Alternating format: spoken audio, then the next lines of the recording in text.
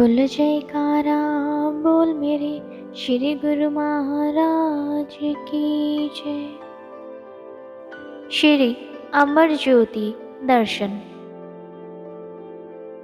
एक बार आपने जब वहां कृपा की तो अचानक ही तेज बरसात आ गई।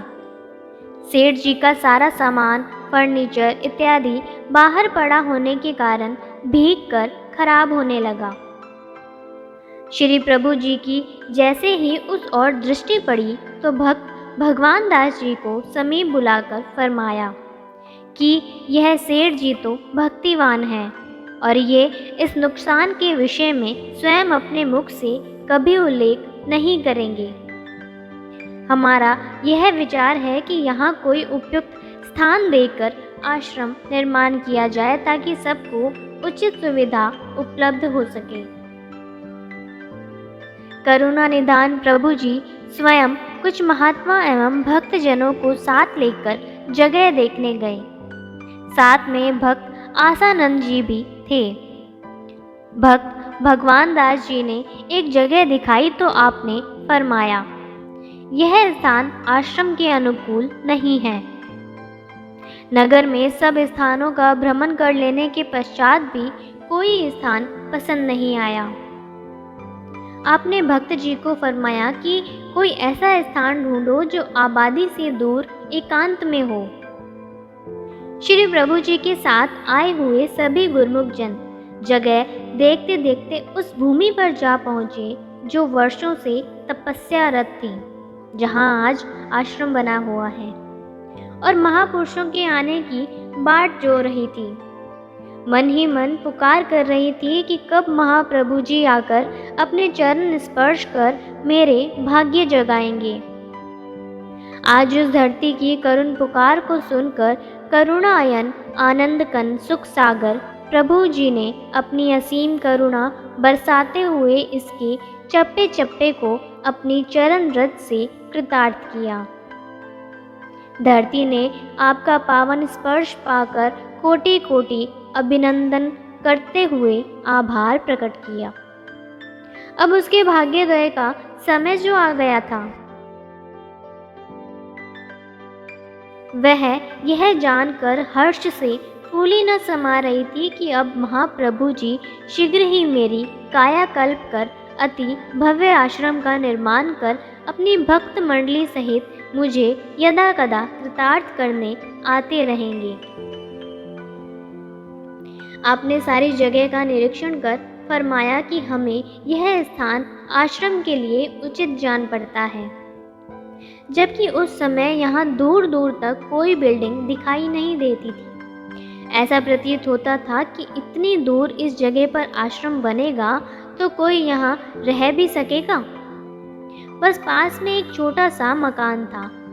उसमें रहने वाले परिवार के मुखिया ने जब समस्त साधु मंडली को पास खड़े देखा तो आकर विनय करने लगा कि आप हमारे घर में कृपा फरमाएं।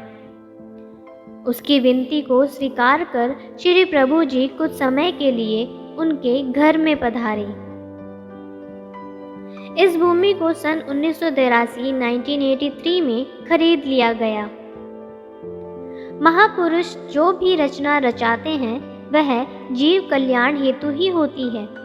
जैसे हीरे पत्थरों के नीचे छिपे होते हैं, उन्हें निकालने के लिए कठिन परिश्रम करना पड़ता है, ऐसे ही महापुरुषों की रूहें कहाँ कहाँ छुपी हुई हैं, यह केवल वे ही जानते हैं और वे अनथक पुरुषार्थ द्वारा स्वयं उनकी खोज कर उन्हें सत्य से अवगत कराते हैं। परम आराध्य देव श्री श्री 108 श्री तृतीय पातशाह जी महाराज सर्वप्रथम यहाँ महात्मा परम विवेकानंद जी की विनय पर भक्त आसानंद जी की फैक्ट्री में पधारे। भक्त जी के आनंद की कोई सीमा न थी।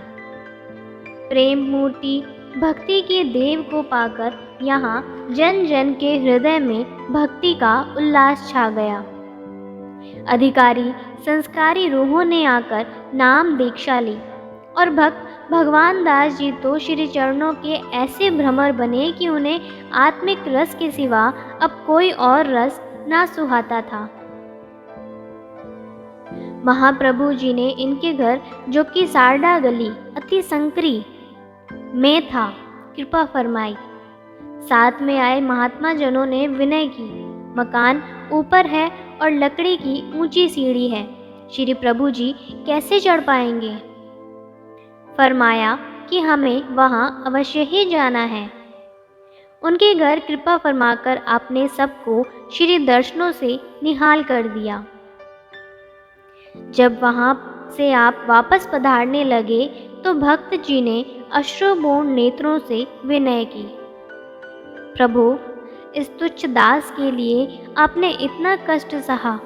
मेरे पास कोई शब्द नहीं जिससे मैं आपका आभार प्रकट कर सकूं। आपने फरमाया, हमारा तो अहमदनगर आना आज सफल हो गया है। यहाँ आश्रम की जमीन लेने से पूर्व श्री सद्गुरु देव जी महाराज श्री पंचम पातशाही जी जब श्री आनंदपुर में पर्व मनाने के पश्चात श्री प्रयागधाम कृपा फरमाते तो भक्त जी श्री भोग लेकर स्टेशन पर पहुंच जाते। महात्मा दर्शन अलखानंद जी पोस्ट कार्ड द्वारा इन्हें सूचित कर देते थे।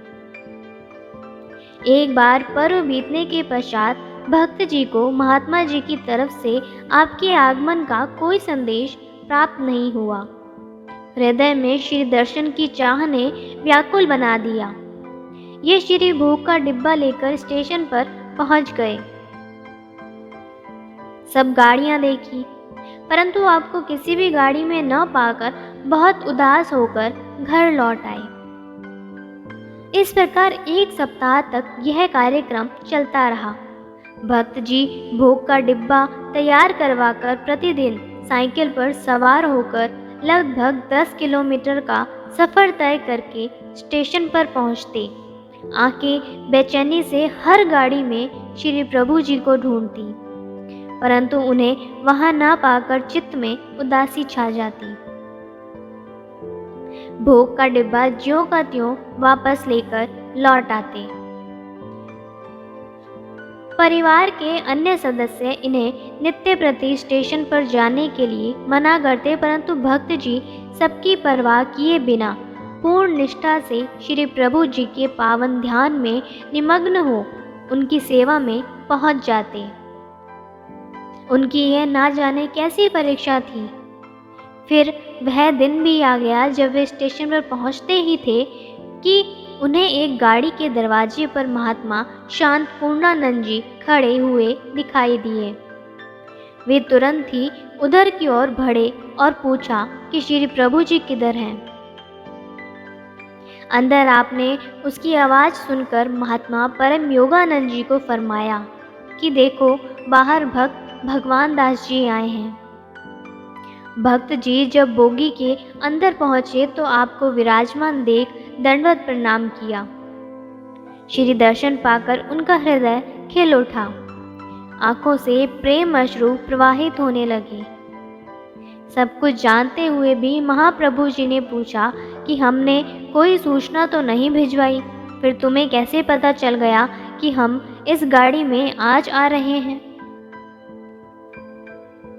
भक्त जी ने विनय की, प्रभु, मैं पिछले सप्ताह से हर रोज स्टेशन पर आकर हर गाड़ी में आपको ढूंढता, परंतु आपको किसी भी गाड़ी में ना पाकर मायूस होकर लौट जाता। आज करुणा निधान प्रभु की असीम अनुकंपा से श्री दर्शनों का परम सौभाग्य प्राप्त हुआ है। आंखें आपकी सुमंजुल छवि को निहार कर धन्य हो गई हैं। महाप्रभु जी उसका हार्दिक प्रेम देकर मुस्कुराए और फरमाया कि हम तुमसे आज वादा करते हैं कि हम जब भी श्री आनंदपुर से श्री प्रयागधाम और श्री प्रयागधाम से श्री आनंदपुर जाएंगे तो तुम्हें संदेश अवश्य भिजवाएंगे। तुम्हें सेवा और दर्शनों का लाभ मिलता रहेगा। यह सिलसिला काफ़ी समय तक चलता रहा। सन 1984 में आश्रम के निर्माण का कार्य आरंभ हो गया। महात्मा परम रोशनानंद जी को इसकी जिम्मेवारी सौंपी गई। वे कुछ अन्य सेवादारों सहित इस कार्य में संलग्न हो गए। यहाँ आसपास निवास करने के लिए कोई स्थान न था। दिन भर सेवा कार्य चलता और रात्रि समय एक पुरानी बस में सब विश्राम पाते। सरजापुर से भक्त आसानंद जी के निवास स्थान से यहाँ भोजन बनकर पहुँचता, जो कि आश्रम से काफ़ी दूरी पर था। श्री प्रभु जी को जब इन कठिनाइयों के बारे में पता चला तो उन्होंने समीप ही कोई स्थान किराए पर लेने की आज्ञा फरमाई। आश्रम के आसपास कोई जगह नहीं मिली। सिंधी कॉलोनी तारकपुर में एक मकान खाली था। जब वहाँ के लोगों से पूछा तो पता चला कि इसका नाम भूत बंगला है और यहाँ पर भूतों का वास होने के कारण ही यह मकान खाली पड़ा है। कोई भी भय के कारण इधर की ओर मुख भी नहीं करता। भक्तों द्वारा यह विनती श्री चरणों में पहुँची तो आपने फरमाया, भक्तों को भूत कुछ भी नहीं कहते। यहाँ नियम से जब श्री आरती पूजा होगी, नाम जाप होगा तो भूत स्वतः ही यहाँ से पलायन कर जाएंगे। आप अपना कार्य आरंभ करो। श्री आज्ञा अनुसार लंगर का सारा प्रबंध कर लिया गया। तारकपुर में रहने वाले अन्य भक्त भी प्रतिदिन श्री आरती पूजा में सम्मिलित होने लगे। लंगर की सेवा में भी भाग लेने लगे। बच्चा, बूढ़ा, जवान सब सेवा का सौभाग्य पाकर कृतार्थ होने लगे। यह सब महापुरुषों की अनंत अनंत कृपा का ही फल है। जिस स्थान की ओर भय के मारे कोई देखता तक ना था, महापुरुषों ने वहाँ सेवा भक्ति की ऐसी लहर चलाई कि उन्हें यह भी स्मरण ना रहा कि यहाँ कभी भयानक आवाज़ें आती थीं। महाप्रभु जी ने स्वयं भी कई बार इस स्थान को कृतार्थ किया। इस प्रकार 2 वर्ष तक ऐसे ही कार्य चलता रहा। एक बार आपने यहाँ कृपा फरमाई और सारे आश्रम का निरीक्षण किया। उस समय श्री मंदिर जी का निर्माण कार्य चल रहा था। आपने फरमाया कि पहले यहाँ पर लंगर बनाने का स्थान तैयार करो तथा आवास के लिए भक्त व भक्तानियों की ओर भवन बनाओ। भक्तों ने आज्ञा शिरोधार्य कर लंगर और आवास के लिए बिल्डिंगें तैयार कर दी। फिर धीरे धीरे श्री मंदिर जी का निर्माण कार्य भी होने लगा। आपने यहाँ सेवा की ऐसी निराली दात बख्शी कि सेवकों को न दिन का होश रहता और न रात का। सब मस्त होकर सेवा में जुटे रहते। आप जब जब यहाँ कृपा फरमाते, स्वयं विराजमान होकर सेवा कार्य करवाते और सेवकों के दिल में नित्य नूतन उत्साह भरते। मनोहारी लीलाओं से सरसाते, भोग प्रसाद खिलाते, अमृत वचनों की वर्षा में मज्जन करवाते। प्रेमी जन भी इस दिव्य आनंद की मस्ती में खोए हुए अपने धन्य भाग मनाते। आश्रम के पास जहाँ केवल एक ही मकान था, वहाँ पर भी 15-20 बंगले बन गए। उनमें रहने वाले 8-10 परिवारों ने नाम दीक्षा ले ली। सेवा व सत्संग में उनकी रुचि बढ़ती गई और वे इस स्वर्णिम अवसर को पाकर धन्य भाग्य मनाने लगे। श्री मंदिर का कार्य लगभग पूर्ण हो चुका था। आसपास का सारा स्थान अभी बिल्कुल खाली पड़ा हुआ था। यहाँ पर ना कोई बिल्डिंग और ना ही कोई पार्क आदि बना हुआ था। यहाँ इस खुले विशाल स्थान पर समारोह के लिए टेंट लगाए गए, जहाँ लंगर आदि की व्यवस्था की गई। मनमाड़, येवला, नासिक, औरंगाबाद एवं अन्य समीप व दूरवर्ती स्थानों से प्रेमी गुरुमुख यहाँ आकर श्री दर्शन और सत्संग का लाभ उठाने के लिए एकत्र होने लगे। महाप्रभु जी प्रातः श्री कार में विराजमान होकर टेंट के मध्य में बने हुए रास्ते से बाहर सैर करने के लिए जाते तो कुछ गुरुमुख कार के पीछे पीछे जाते। उन्होंने देखा कि आप 1-2 जगह पर खड़े हुए सुरक्षा कर्मियों के पास कार रोकते। वे श्रद्धा सहित श्री चरणों में शीश झुकाते तो आप फरमाते कि यह तुम्हारे बहुत ऊंचे भाग्य हैं जो इस सेवा का सौभाग्य मिला हुआ है। उन्हें प्रसाद देकर आप पीछे आ रहे गुरुमुखों से सड़कों की सफाई की सेवा करवाते और बहुत ही मौज में आकर श्री मुख से ये वचन फरमाते कि सेवा की दात देकर हम आपको तन मन को पवित्र करने का साधन एवं सुअवसर प्रदान कर रहे हैं। इस स्थान पर समय पाकर कई गुरुमुख प्रेमी निवास करेंगे। अंततः वह सौभाग्य दिन और सुहानी घड़ी आ गई जिसकी सभी गुरुमुख प्रेमी बहुत उत्सुकता से प्रतीक्षा कर रहे थे। श्री मंदिर जी को सुवासित पुष्पों और बिजली की टिमटिमाती लड़ियों से खूब सजाया गया।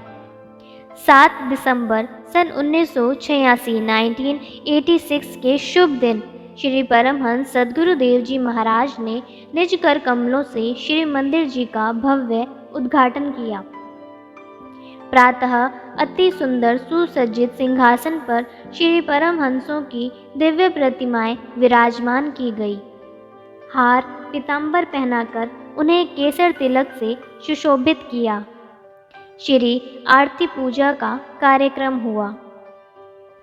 महाप्रभु जी ने अपनी मधुर वाणी में फरमाया, गुरुमुखों, संसार में प्राय आम जीवों की सुरती शरीर में, इंद्रियों में, धन में लगी हुई है।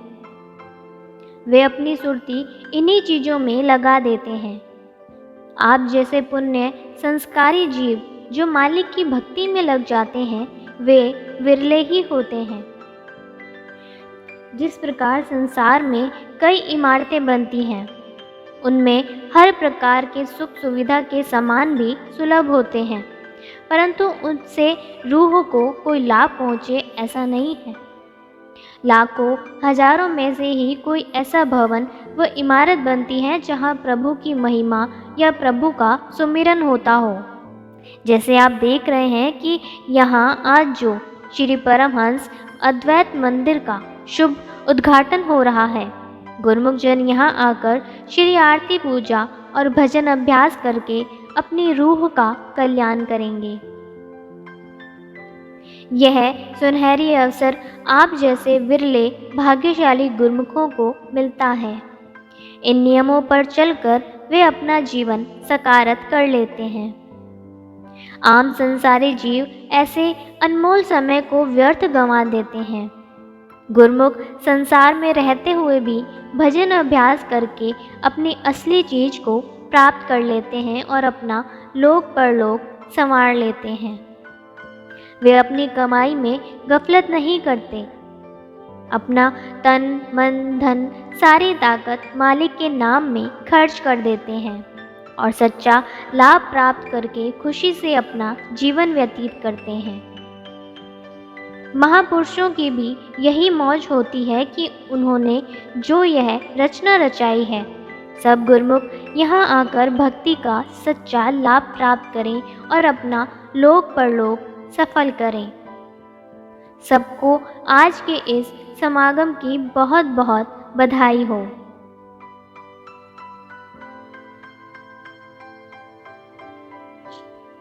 क्रमशः बोलो जयकारा बोल मेरे श्री गुरु महाराज की।